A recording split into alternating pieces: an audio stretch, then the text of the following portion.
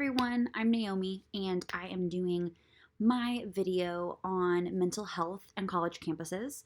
According to the latest research on college students and mental health, 3 out of 10 students have struggled with depression in the last 2 weeks, and over 1 in 4 have experienced issues with anxiety. So, even more distressing is that 1 in 20 college students have had created a suicide plan this past year. So, college students' mental health and their well being is a really big, major source of concern for education administrators, faculty, staff, students themselves. College counseling centers report being really overwhelmed with the requests for services. So I started doing some more research on some recent surveys that were done, and they indicate that in the past year, 3 out of 5 students experienced overwhelming anxiety, and 2 out of the 5 students were too depressed to function. And many students were struggling with anxiety, depression, and substance abuse, and only a small percentage of these students seeked services at their counseling center. So it started me thinking, I started thinking, what is something that we could do on campuses to be more effective? What have people been saying in articles, and how do they think we should approach this situation?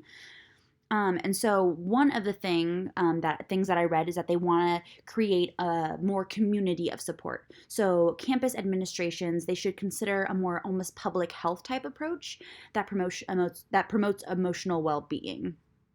And the goal would ultimately be to reduce suicide, substance abuse on campuses, and they were talking about 2 main principles when approaching an effective change towards mental health on college campuses. And they mentioned that supporting emotional well-being and the reduction of suicide and substance abuse, it has to be considered as a campus-wide responsibility.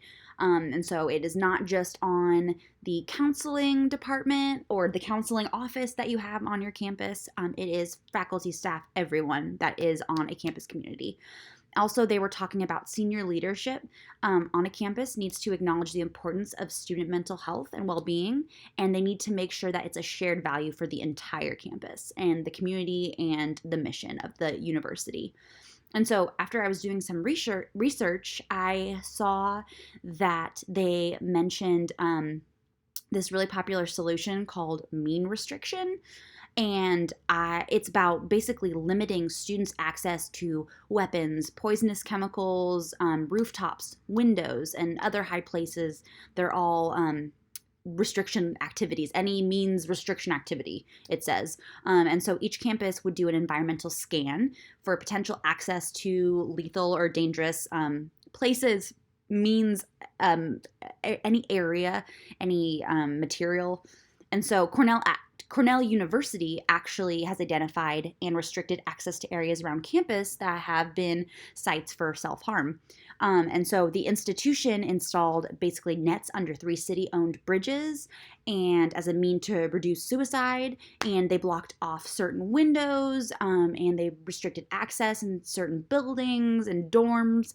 And so I would love to know if you think this would be an effective solution to campus. I know that Indiana State does not have anything, to my knowledge, of this means restriction type of solution to eliminating suicide on campus and just mental distress. And so what does your university do to support students in crises or that are experiencing emotional turmoil? I'm very interested in what other universities have as support services for students who are experiencing mental stress. And do you believe that your university could offer more to students? So I'm very interested in what you have to say. I had never heard of the mean restriction solution before, so that was kind of interesting, and to see that it was being put in effect at New York Cornell University was interesting as well. So I am interested in your take on that.